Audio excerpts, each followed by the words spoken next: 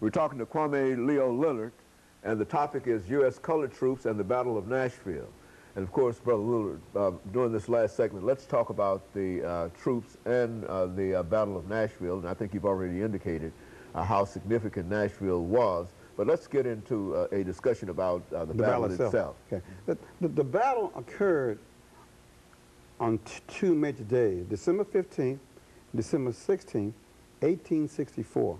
Now, the war had been going on for 3 years at that point, 3 years. Lincoln had issued the proclamation, which is basically a thinly disguised draft for black soldiers. Emancipation Proclamation. Yeah, the proclamation. The battle, the war was just about even kill, dead heat. They were having trouble getting more white people to come in and fight. At that point, it was clear it was about slavery, and many white Northerners were not inclined to free any slaves. So Lincoln had a dilemma. How are you going to prosecute this war with soldiers and you can't find none? So he had a ready, ample supply of 200,000 strong, you know, excellent shot black men in the South who knew how to hunt, who knew hard labor, who knew how to fight. So he was able to recruit through the Emancipation Proclamation to about 200,000 black soldiers to win the war. But therefore, by 1864, it was clear he had an ample supply to go ahead and defeat the Confederate Army. In Nashville, the battle had gone from Chattanooga to Murfreesboro, to Franklin, and finally to Nashville. So Nashville was the final crowning battle. And unlike the other battles, it didn't happen in the field. It didn't happen like Gettysburg in the middle of nowhere. It happened right inside the city. Very significant. And you could see that the way the battle lines were shaping up on December 15th, that General Thomas was going to use black troops to break the major strong point of the Confederates. Of course, at that point, black men was expendable. But that's what the black men did. They used their bodies at near the fairgrounds here in Nashville. Cannon fodder, they call it.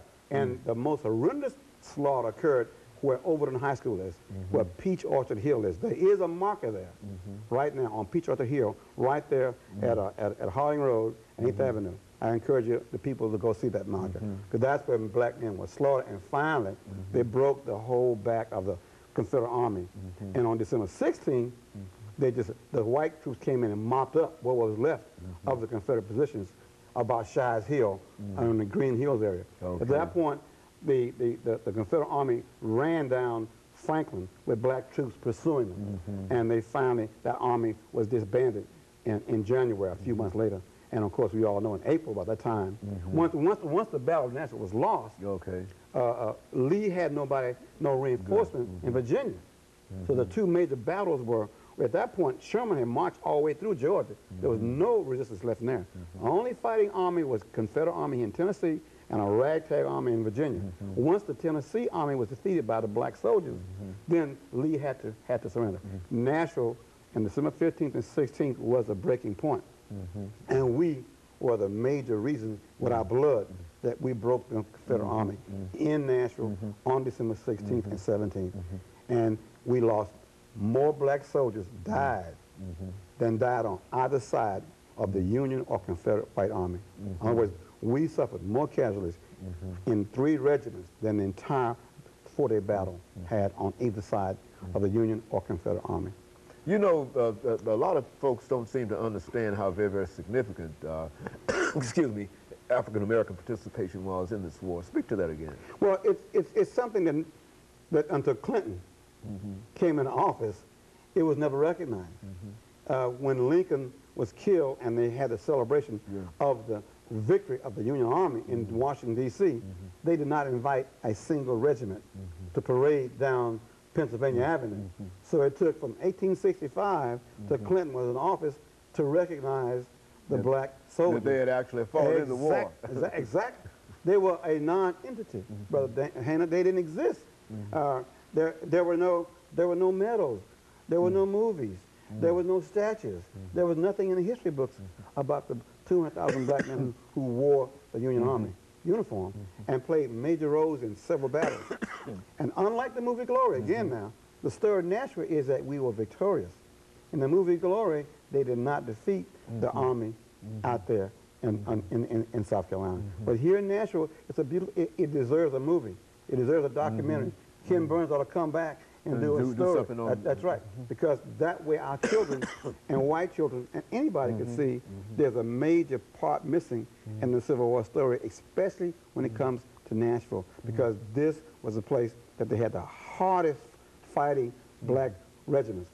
And the 13th Regiment played a major role. And believe it or not, there's a whole new set of young men that are reenactors of that 13th Regiment, USCT regiment right here in Nashville. And one of them was the model for the statue. His name is Bill Radcliffe.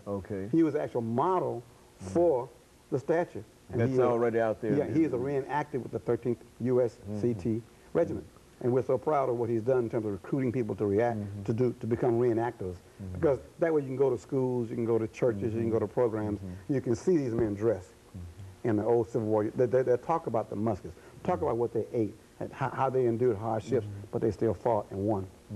So we have spent also every year on December 15th paying tribute to the men who fought in the battle. We've never missed a year since '79. Very good. Go and talk about that activity and some of the people that were involved in that kind of early recognition. Mr. Kelso has gone on, and James Marsh has gone on, helped us put this tribute together every single year on December 15th. No matter what the weather is, we're at the cemetery at 12 noon on December 15th. That commemorates the Battle of Nashville. We lay a wreath, we have history tours, of a brief program to say thank you to the men who are buried there. We've been doing that with the Lynn Norris's group. We've been doing it with the Village. We've been doing it with many Boy Scouts. We've been doing it with a lot of fraternities and sororities who ask their recruits that they're going through the line to go out there and participate. So over these 7 years, we've had a lot of folks come out there and open their eyes up to the Battle of Nashville and the role played by black men. And over the last 3 minutes, this statue that you have here is the culmination of many of your efforts. And what are some of the things that you'd like for folks to know who might wish to help support you? I think this is still an ongoing project. That's correct. We have raised the money to build the statue, to get it poured, the plaque on it, the granite marble, the foundation, the approval from the Veterans Administration. What's left now is to say thanks to all the sponsors, to give them some piece of artwork to say thanks. But more important, we have to maintain the statue so it will not oxidize and turn green. And even more important, we've got to put together a major publicity campaign so that if you come to Nashville and you're in a hotel downtown in Opryland, there'll be a brochure there in the lobby telling you this statue exists, how to get to it, and what it means. So we have lots of fundraising to do, and we want you to look at our organization's federal exempt number. You can send your money to 1215 9th Avenue North on 37208 Nashville, 1215 9th Avenue North. It's a tax deductible. We're federally exempt, certified organization. We will send your receipt back, acknowledging your gift, and listing you as a donor in all our publications. We have about $12,000 more to raise to accomplish that. And so you're working hard over these last few months in terms of not only building the statue, but at least trying to create a fund so that you can maintain it. And you would like for as many people as might be watching this morning to be aware of that and help you. I think you mentioned earlier, somebody else mentioned earlier about the amount of contributions. It does not have to be the $5,000. No, it could be $5. It could be $5. Anything that they wish to give. That'll help us pay a lunch to a Boy Scout to go out and polish the statue up. Twice a year, you've got to put this special polish on that bronze. Otherwise, it turns an ugly green. And even though this is talking about St. Patrick's Day or whatever, we don't want to turn green. We want it to be nice and bronze for as long as we can keep it bronze. And we also want people to come out there and visit the statue.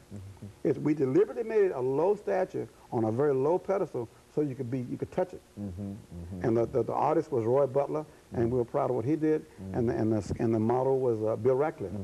But we have lots of folks like Ms. Ursery, Lynn Norris, people who helped me for over the years pull this off. Very I want to good. say thanks to them. Very good. And of course, Brother Lillard, thanks to you for your effort in reference to this, because I know personally that you've been involved in not only this, but African Street Festival and a large number of other things, and we want to thank you for that. And of course, let me encourage our audience to tune in again next week for another informative edition of Comments. Thank you and good morning.